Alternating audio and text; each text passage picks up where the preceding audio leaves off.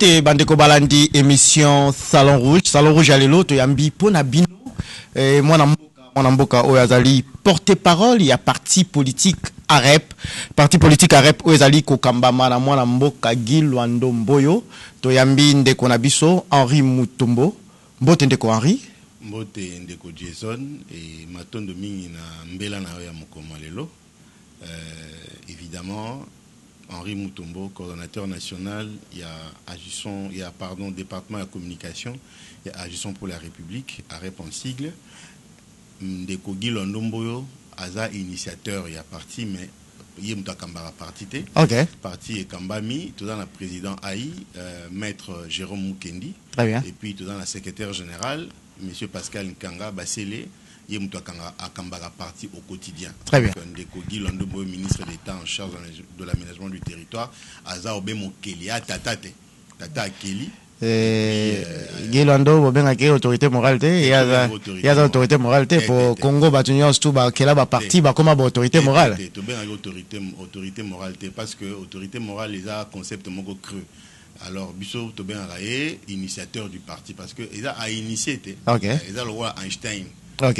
Biso Akeli est loco où il s'allie que les lunettes lumière boé tout ça là Akeli Agissons pour la République arabe biso le loto zawana parti ya Motonios ya Mongala ya Moluba ya Mokongo ya Moswahili ya Mondele ya Motonios africain ba bikuna na rep bangala baleke belé baleki batonyo sokuna na ebele baleki belé tanganga ba maître Dorothée Madi ya baluba te batoza maître nani Jérôme Mukendi président Moluba on est là discours moro ya na bato ba ko diaboliser kaka babi initiateur azana bo babenga tribalisme abengi bangala lingi bangala nde makamba parti makamba ngayo na mokambi monene na parti te papa porte par muya ya arep mwana mboka Henri Mutombo totondi obotondi ndengo ndimi invitation na biso bandeko balandi tozo beta masolo ya République démocratique du Congo lelo Congo totalisi metu totalisi miso na biso to kende na élection.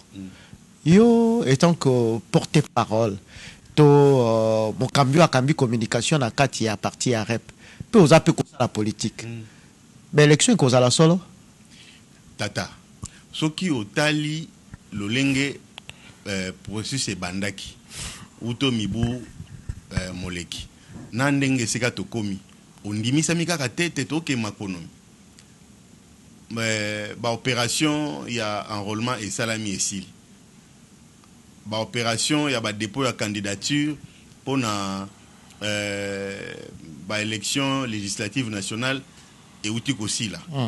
Audit et affiché électoral et c'est ici. Oh, bato baboya ngo opposition boy audit wana lobiana opposition babi.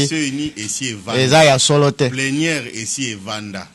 Awa boye komi ko luka siko bazwa ba candidature ya ba députés provinciaux et puis ba municipaux ainsi de suite qu'à la tête décembre et ba président de la République nyo sona ondimisa mikaka te bato bandimisa mikaka te to ke mapono ndeko Jason yo za mopanzi sango ya mboka na biso esengeli na nzela na yo na lobela bato boye oyo alali pongi akoki ne kolala kaka ala muka le 20 décembre a romona biso zo kende maponomi o peza ko lamuka atika lobe ko lamuka po ete maponomi ezali na lobi omoni mboka na biso bato balingi masano mingi esengeli na biso ko bima na molimo ya masano bato balingi kozongisa mboka sima tolukaki démocratie tokenda na démocratie esengi ete mibu mitano soki eleki maponomi salam siko tokomi mibu mitano uto 2019 siko yoyo constitution pe lobby 90 jours avant nini mandat ya mokonzi oyo aza na esika esila esengeli na CENI a convoqué élection basali mabe élection oyo même binomoko o bolobi ke maponomi kozala ou constater que lelo ba dépôt ba candidature ba députés nationaux to ba député national ba kenda ko déposer ndeko yo posa candidat na za candidat lukunga bana lukunga ba kanela kingai bakanelo ndenge balobi soko tie libaya te longwa kisasa. mais awa lelo bino vous constatez que non ba candidature ye pesami o bino bokenda ko déposer et pesami na mwa kimia moko boye malili bato bakemingi te boko ndimisa makaka ba élection kozala ba kemingi te eza ba boyi ko kende maponomi ba yebi déjà été ba ko ezwana ba anguema ezakite papa yoka anguma omoni Congo pe alingi biso ba congolais mingi to lingaka likambo soki ekomi na kota suka ndeto andi ko ambango talaka na peso exemple muke ya mariage omona invitation ba komi mariage fête robanda 20h ba 22h 23h nde omoni ba komi ko ya ebele na kati ya fête tala ba concert atana donc eza mon mesano oya ba congolais esengeli kotika na suka ba parti ebele bao mususu ba tiki na bakatimini bao ba lobi ete ba kokende te bato na bango ba bimaki na bandako na bango ba koti bandako mususu po ba kende maponomi donc anguma ezali biso na rep agissons pour la république to déposer candidature ebele bandeko mususu pe na tanga kombo ate po na osala publicité na bango te ba déposer ba candidature na bango donc Ndeko, Jason, les élections, comme on dit en français, sont irréversibles. Donc, Motuka, y a Maponomi, et si Belemi, et Zarbe Kokenda. Et Zarbe Kokenda Tata, qui non a souka, na terminus, to commis le 20 décembre, to rééli, président. Oh, bah, opposant, bah, a déjà tricherie, na fichier électoral, audit et samaki, bah, fictif, eleke, belé, 50 millions, koto, bah, l'obité, nombre, bah, enrôlé, zaboété, koko, soana, nyos, tout, bon, qu'on dit, makama, ponomengo, kozala, ndenge, bah, crédible. Ndeko, Jason, omoni, moto, soki, aza, soki, moto, aza, na défi, te, moi, mobile, y'a na défi, nga na yepa na yo. So, na te santé à malamute. Mais il y a défi oyoyo et landami na invitation na yo faki na ya Bali azara moto a défi. Élection il a défi. Ba oyo ba boko ya ce sont des hommes sans défi.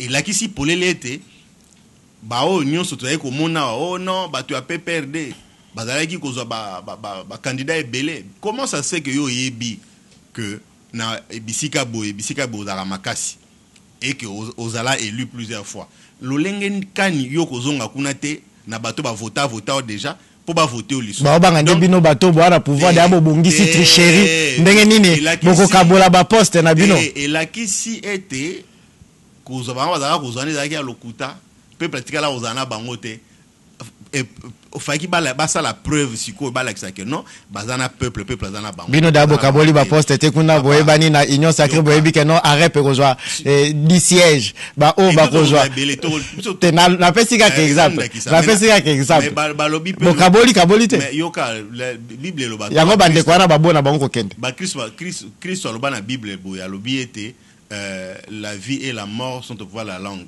Donc, mon oko abiso na rep toujours tato la ba député belé, toujours ba député et belé, collègue 10, mbala mosu faut multiplier par 4, 5 ou 6, toujours ba député belé. Mais si koyo, tout ça on a le lengue au baloira en français de manière régulière.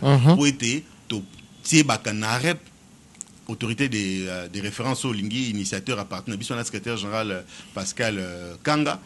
Sélection et salami à bateau à malonga bateau yo baza d'abord na bon moto parce que ancrage kakate d'abord il faut bon moto ezala hein bon moto ezala ezaba député oyote ba ko exception Sony na ba vidéo ya Sony na ebima na ba réseaux sociaux et ba député ba ko finga batata batana mama ya bateau te to poni bateau ya malonga en dehors de ça bateau baza na ancrage bateau yo peuple alingi bango na ba circonscription na bango na ba quartier bisika ba vandara na ba commune bisika bazala donc toponi ba tomalonga oyo sala été tous ba député et bel tout ça biso mon côté et bel ba se préparer na ndenge été ba challenger ba relever défi et au sala que tango ma pour numéro ça ma biso na gestion pour la République arrête tous ba député belé pour appuyer président de la République o ko za la réélu donc ba ndeko o bazo boya ba boyi ma ponomi et ça pour été ba lingité bato ba découvrir ba faiblesse na bango ezaka ko bomba mapo ete bazaka na pouvoir musu ba pesaka ba chiffre lokuta na rep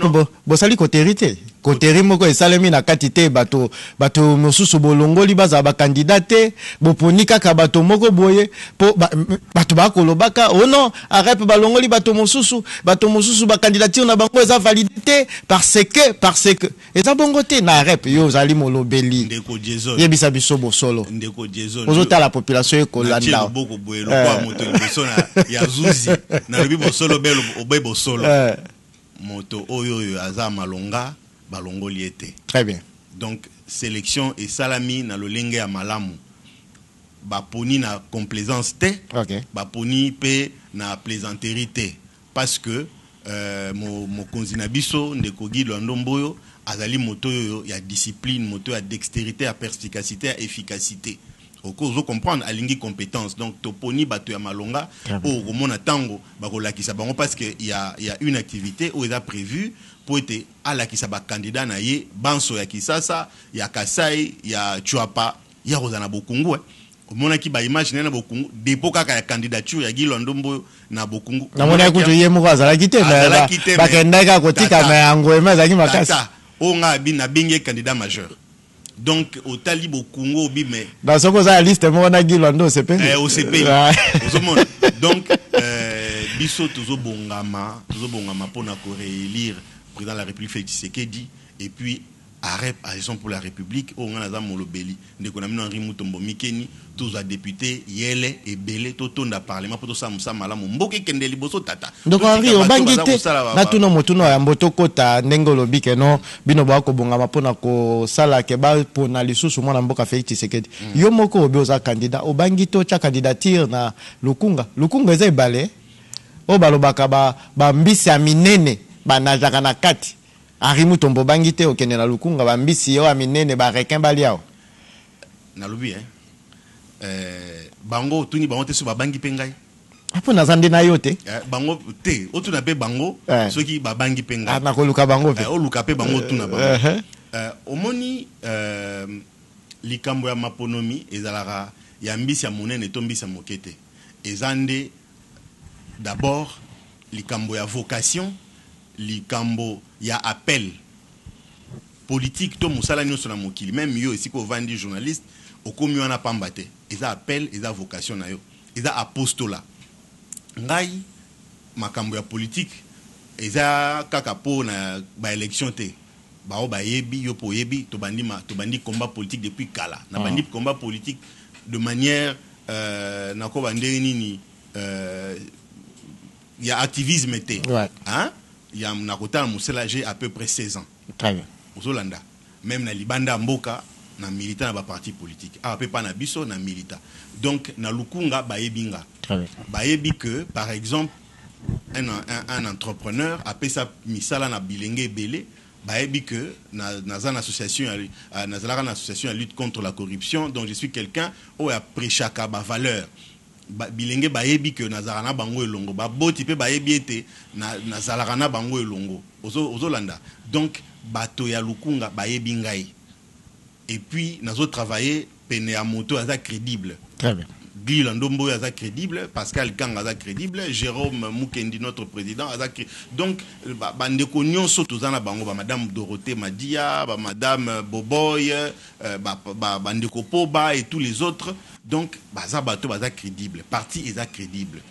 Nga mokopé, bon, waneza bato baloba, mais j'ose espérer comme on dit en français, la charité bien ordonnée commence par soi-même. Je suis quelqu'un de crédible. Soko fouiller parcours nanga okuta place moko te boyembe ba ezali okuta ngotoki ko fouiller na ko fouiller ponga pe na Lukunga okozala parmi bato na kotala na bwaka moi lokasa nanga bon mokolango tanto komi kuna te mais habite mokolango obwaki nanga lokasa bala monde ko Mutombo lelo lobi bino bwa ko bunda pona kosala ete mokonzi mboka Félix Tshisekedi alonga na élection ekozala na décembre 2023 Pourquoi na discours nini po asali nini bato ba pona eli soso tata na lobi ozui naino oyo likambo to bengi ya gratuité enseignement ndeko mopanisa na ko tanga na misapo bandi na gratuité na ko tanga ya liboso enseignement de 2019 tina 2023 boy il y a au moins 20 millions ya bana baboti bana na bango ba kekelasi ya basi pe ya mibali makoki ala quitté mais gouvernement congolais nanzela il y a président de la République et puis na premier ministre Sama Lukonde il y a bamsupe bazalaki il y a mboya aya na primature na leadership du président de la République ba matérialiser disposition constitutionnelle wana il y a gratuité de l'enseignement aujourd'hui misala à 145 territoires aujourd'hui et tumbao mokonzazo sala misala à 145 territoires déjà kokose bandi okota IGF a ekota la bipo na omona makambo eko ke malonga te heureusement IGF azali kokoso ya ona zoya te ne komi mibale na tangelo su IGF IGF eza il faut que chango na bilan chef de l'état lelo boy bato komi ko banga dernièrement na zaksoloka na ndeko moko aza mokambi abisinga papa miko biso depuis Félix Tshisekedi aya kosi mambongo na kili okota boloko ozomona allez tozui lisusu j'ai fait comme ça tout tozui lisusu ba université lelo ba étudiant bazana ba transport na bango ya kimia trans academia ozui elenge sa tata Kisasa auto ezala Kisasa depuis plus de 60 ans bazana nzela te yo kanisi bato ya kisensona ba otela Félix Tshisekedi mokanda te donc ozui diplomatie ya sali aujourd'hui ba fonctionnaire ya l'état moi salaire miki ko bonga muke aujourd'hui ba union solara kala ba NU ba fonctionnaire à l'état salaire komi ko bonga muke pouvoir d'achat eza ndenge moko te les lots fonctionnaires so ba fouté 500 000 eza na habité so eza $200 to combien les lots problème ekomi makasi na niveau na pouvoir à Félix pourquoi ko ebisa population tout tika na 5 mois tout 4 mois et demi ya ba élection mbongo eza na problème bato ba kolia na kokoso biloko eza ya komata discours boko memela population pour ba pesa sous Félix Tshisekedi makasi yazwa sous pouvoir pour basuka boni oyebi likambo zolo ba ya talo komata biso biloko mati mingi inflation na pas na biso eza ya moins de 20%, na Ghana eza plus de 40%, na France un peu partout inflation eza likolo omoni leloyo comme on dit en français mboka ekoma village planétaire. Donc ceux qui kokoso ezana Kisasa na Congo, kokoso na ekokati sa Braza, ekokati sa Gabon ekende bipa ibiso. Et tumba ezana Ukraine kuna et perturber paramètres économiques mondiaux. Oso comprendre. Tozo ngana nous likambo yo tuninga Félix Tshisekedi a olekande papa. Nazo salara mathématiquement na opesa ba trop va comprendre ni Félix Tshisekedi a oleka. Tozui na 2019 tant on a élu n'a plus de 7 millions de voix. Hein? Bon, tu as dit que depuis 2019 il est là batum soir non bon à décevoir bango pour être basé là qui loko boye et salamité. Toko on a 2 millions. Nandam atika na 5 millions ba vota qui est hein? Donc capital électoral na e. Donc atika na 5 millions donc on a 2 millions. Tozui ce que ba parents oyo bana ba profiter na nini na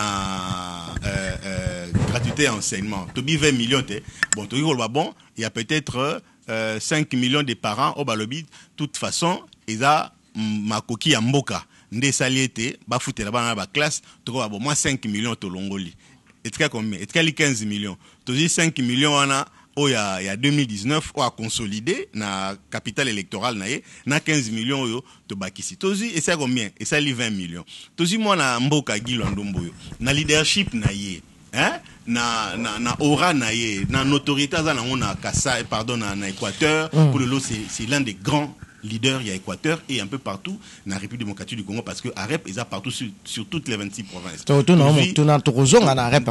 Tozui 4 millions par exemple, et ça lui combien 24 millions. Tozui Bandego Moussous président Kamere, Bahati, Bemba et tous les autres dans la Union sacrée. Toutier bango wana bango baki ko ya msusu na 10 millions ou plus mais tout aura 10 millions 24 millions plus 10 millions et ça li combien et ça 34 millions papa yo kanisi na Kisasa baza na nzela ya elenge sawana et baza na ba manterne kuna ba lancer ba travaux baza na ba côté ya par-ci par-là et sika banzela minene o esala matena ki mwenzawa banzela sam papa yo kanisi batwana bango ba kochela Félix Tshisekedi vote donc to komina 34 millions de voix. Sikoyo, fichier électoral, il a 43 millions d'électeurs. Au sali 43 millions moins 34. Et tu as 9 millions pour l'opposition. Donc déjà, boyebi que non, à kolekana. Et en gros, opposant bazo ko boye ba discours à boye. Pour esa surestimation de walo en français. Ndeko Jason, oyo ngana lobby, esa nalobi te ke eza penza ndenge Ah, wana. Mais sikoyo nazo faire voir comment Félix Tshisekedi a parce que ba base ezali. Ozo comprendre ba base o ekosala ke aleka lisusu président de la République ba base yango wana. Batu bazako yango zo mona balinko ya maponomité bazoluka ba kene na banzela moko contourner. Non, mais bango balobi élection déjà organisée, comment tricherie ko salema Félix Tshisekedi a gagné. Yango moni bandeko ebele ba boy et puis ko luka ko écarter bandeko mususu na processus électoral. Ba écarter nani? Bandeko ba ko belela ka opposition chaque jour ba ko luka ko écarter ba candidat potentiel. Ba potentiel a nani tanga kombo na enga. Tozana ndeko matata. Bon matata za candidat potentiel. Tozana ndeko Moïse Katumbi. Tozana ndeko Sesanga. Natangi ba misa twana na tangi. Mais pourquoi ko luka ko écarter bango? Yokate. Ko ba ko tcha Félix Moto. Matata tcha Félix Moto. Na PP d'azalaka na leadership malonga te kaka seconda tcha Félix Moto. Papa Matata c'est un leader local. Vous comprenez? Et puis leader local ango même na local ango pe azape ko remplir leadership na localité ne mobimbate. Pour ce que na manier makuna ndeko Shadari o a choisi face à Félix Tshisekedi en 2018 azakuna basé belé ba leader et pas na bonne manière makuna. Matata c'est un leader local, c'est même dans le Kivu Matata ne représente pas grand-chose. Sur l'étendue du territoire national Matata ne représente pas grand-chose. Siko a ko chap Félix Tshisekedi penser le colon ndeni ya lo ba qui était tant ozaka ceux qui na Guinée pour affronter justice comme Kima pour ébiéter à Ibambongo à l'état yango zolinga abatama atikala Kima te cour constitutionnel déjà kata arrêt à cour constitutionnel déjà loba zela nano otangelinga nani Délice Sanga yepe aza leader local kuna na Louisa kuna pe aza payé moroté, il y a encore des jeunes leaders bazo mata na Kasai central donc aussi Kasai mobile le grand Kasai kombone nani Délice Sanga c'est pas un grand leader. OK aza ayebi aza mayele to ebi aza mayele c'est un aîné à moi je le connais. C'est un monsieur intelligent mais pour dire que il peut faire Moïse Katumbi ako bangisa Nazoya dire qu'il peut faire face à Félix Tshisekedi, ça c'est un mensonge qu'il faut balayer du revers de la main. Tout aussi Moïse Katumbi certes abima na makambo ya ndembo. Moïse Katumbi abima mingi na makambo ya ndembo malgré babimisa pe côté gestionnaire ya Katanga ya kala mobimba nezalaka, mais quand on a fouillé, on a gratté, il y a rien sous le vernis. Donc dire que bazobang Tshisekedi azana mutako banga tende tozaboué en face eloko ezate. Il y a rien en face. Il y a rien en face, donc il y a pas match en face, il y a rien. Donc Tshisekedi nenga za boza. Moi na mboka Rimutombo. Boza tellement sûr na réélection à Félix Tshisekedi en 2023. Mais bien sûr, na silisa. Lelo opposition ezana pouvoir. Opposant azate papa. Moi j'ai construit ma carrière politique dans l'opposition. Opposition kazalaka Tshisekedi boye minuit à lobby na 4 5 du matin mboka mobimba paralysé. Opposition le bakomi ko salaka ko préparer action un mois avant ko tsheba pano. Non mais makambo ya démocratie yango bobi démocratie ba ko landa kaka pouvoir est en place le quoi Martin Fayulu a préparé marche naie le 29 tomoni gouverneur ya ville Kinshasa bingisi secrétaire général ngini akendete abima kaka. Non mais baza ko to sape mebe kwa mboka. Opposition eza susu. Yo lingi ezala ndenge ya kalaboboyi to sali toche tout ça la force à désordre dans la chose n'était na mboka ndeko mutombo omoni tango ya biso barako mingi ba boya biso ba activité au nom manifestation opposition barako boya mais tant attaque ba boya no peso ka bandaki c'est ami balé il y a 19 janvier 2015 auto Télémara pour na ko boya modification à l'électorale ezara maele ya bandeko Kabila maele mabe ya bo satana pour te Kabila vanda seko na pouvoir marche on a boya kango mais to bimara mboke kufaka pendant une semaine mboke tellement au président Kengo bimara lo baga loi wana to longoli yango tozui 19 septembre 2016 carton jaune oh ya feu président Etienne Tshisekedi paix à son âme papa nangai baboya ka marche wana mais mboke zaka paralysé pouvoir Kabila ngai ko ya mukolo wana non mais ezaki marambo le pouvoir et boyi marche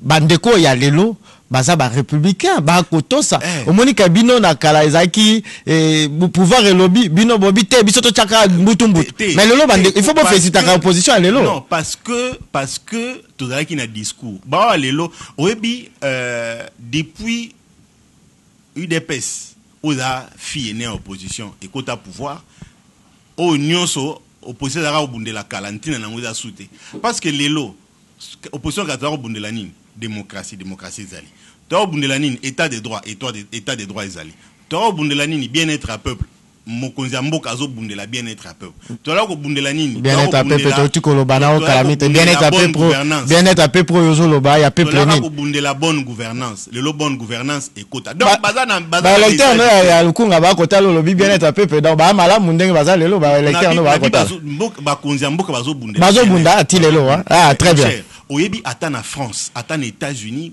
partout bien-être et locaux ezara processus interminable donc basali la kayango babundela ngo mikona mikolo babola bazaka na Congo te babola baza partout pas zaka na je sais pas si y partout donc ma bende so to ki na ba konzo yo ba osala loko te pour moi le bosso mais le loso ko tali projet 145 territoires na secteur ya gros pastoral na secteur il y a pêche ainsi de suite mais ça veut dire qu'il y a la volonté politique pour être mboka mboka na biso et kenda liboso et sengeli to tia mokonzi maboko et sengeli tazala ye moko et sengeli te gouvernement azala ye moko et sengeli na biso peuple o tozana miso ya kofungwa ko tala ete mboka yo kende nini to tia maboko pour être ezala bien parce que ceux qui président réussir ce qui gouvernement est réussir.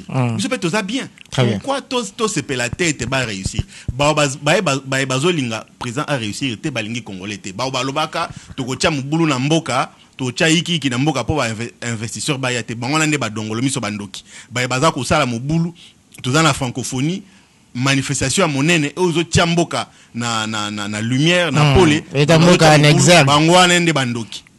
Olandi Tshisekedi na gouvernement na biso ba ebanso tozo bundela mboka to lingi mboka peuple congolais ayebi na minito yo nani alingi mboka nani alingi mboka te donc Tshisekedi alingi mboka mwana mboka Henri Mutombo to kokomaka malembe na suka émission TV zali tango kaka siko makambo gitu to baka komoka te émission tata TV za tango to kibaka na siba tango mwana mboka to beta masolo to na tuno mituna oyo rapidement.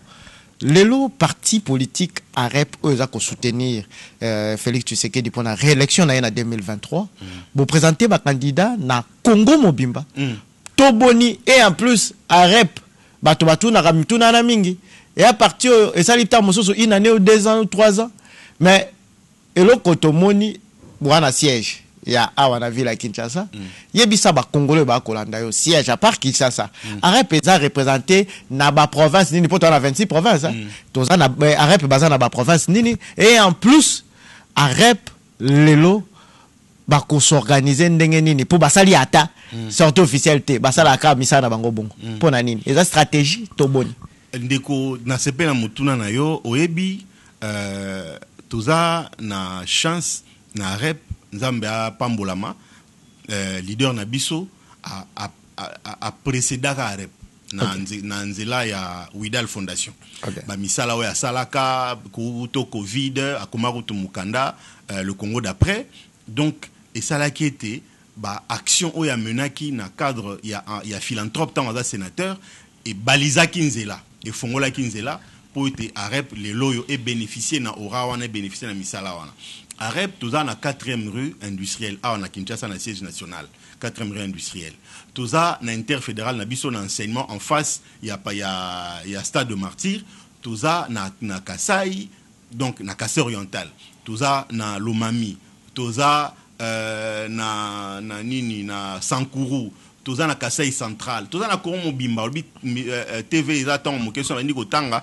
to perdre na Goma siège ezali siège kitoko na Bukavu siège ezali na Chopo et pas ya gouverneur Madeleine Nikomba na nini na Nord Ubangi et pas ya gouverneur Mobutu Malo donc toza partout sur toutes les 26 provinces et aussi à l'étranger toza na France toza na Belgique toza na États-Unis toza na Afrique du Sud et puis toza na nini na Turquie donc parti zaka na mbula mibale lelo mais mon PPA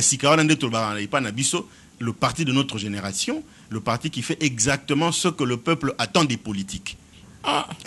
Donc, AREP, c'est le parti qui fait exactement ce que le peuple attend des politiques. Parce que politique ezali Moko musu to ko sala micro balader to na bato na kisasa nazo Lukaku ndeko Jason na pesio lo sako tata sala yango okundimela ngai ozomona. Donc le parti qui fait exactement ce que le peuple attend des politiques ingo bani ingo baboué totali to sali lecture ya posa ya peuple na o itali makambo ya santé o itali makambo ya nzela o itali makambo ya justice o itali boye o itali nyonso et kambami na kati ya mboka ce qu'on dit les domaines ya action politique ya mboka miso na biso Italie to déceler ba besoin ya peuple nde yango toye na ba solution na sima ya mokonzi ya mboka Félix Tshisekedi tozotambola na ye elongo ko bundaka na ye elongo et surtout que alakisi biso ete azana bolingo ya mboka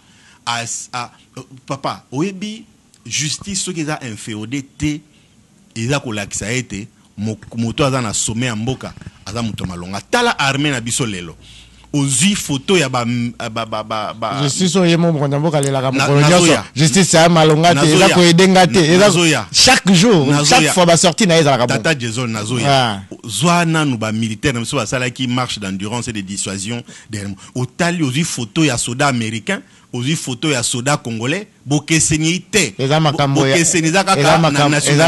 ya kolata bateni eza makambo ya front bunagana ti lelo ndeko ezaka na maboka ba M23 ndeko Jason tango moke kaka ekosila tango moke kobenga nga awa nga na yo tokozana ba image boza chaîne monene bokotinda ba correspondant kuna na bunagana na bipai biso bitumba ezali tokosolano ana rotuna yo tata Jason tosuki wapi nazongi na likambo oyo vous avez koloba tout à l'heure mokonza ko la justice chaque jour pour la justice mais ça prouve que azako tindika bango basala musama là ça prouve que azako interférer 5 ans aussi la caractère papa mabe oyo mojaki bango te koto nde akomi kolela lelo mabe oyo evanda etongama depuis plus de 30 ans aussi ça on a mibu mitano bato bakoma les gens na bizaleli mabe et puis justice ango ndeko Jason ba ebanso basala kuna ba onde baza bato mabete ba bobi galeuse bazala quand même pas na bino ba journaliste bazali mais ba mususu o baza ba osa musa malonga bazali donc soki oyo qui président de la République azako comment dénoncer ma belle justice, ça veut dire qu'il n'interfère pas. Papa, yo suis comme devant Dieu. Tant on dit Salam Ayambaki, habite devant Dieu, il n'a jamais interféré dans la décision judiciaire. Ça veut dire que tout ça, on a affaire à un démocrate, à quelqu'un de crédible, et pour qui nous devons nous lever, en faveur de qui nous devons nous lever, et le reconduire au sommet de l'État. Merci beaucoup, Mwana Mboka Arimutombo, tu as comme la souka émission, ma soleil est belé.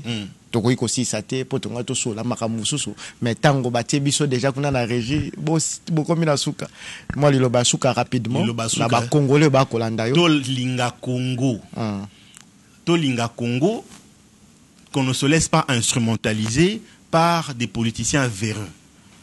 Mboka na biso et sengeli na biso tout ça là de sorte que échanger de trajectoire. To longwa na trajectoire il y a légèreté, to longwa na trajectoire il y a trahison. Tout la trajectoire il y a oyo nyonso yo ezongisi Congo sima to telemisa mboka na biso bilenge batata ba mama boya bo adhérer na rep arep eza parti ya malonga oyo koti lobi liloba na yo eyokami pe lobi ta mosusu pe ceux qui mokonzi to ba konzi ya parti ba repérer yo oza révéler okipe kozwa pe ata esika wanga nazali donc ils a parti ya motonyo so kuna pa na biso tribalisme ça l'a raté. Très bien, totondi obotondi mwana mboka Rimutombo to kutena mikolo zali koya ndimisami to kobenga yo to beta masolo ya Congo okozala toujours disponible pour na biso. Bande ko balandi to kutena mikolo zali koya nzambe ya batela bino na mabota na bino oyo ezaki émission to yambaki mwana mboka Rimutombo boyokie alobi ya beti masolo ya rep ya Congo ya soutenir Félix Tshisekedi to kutena mikolo zali koya elongo to beta masolo ya Congo.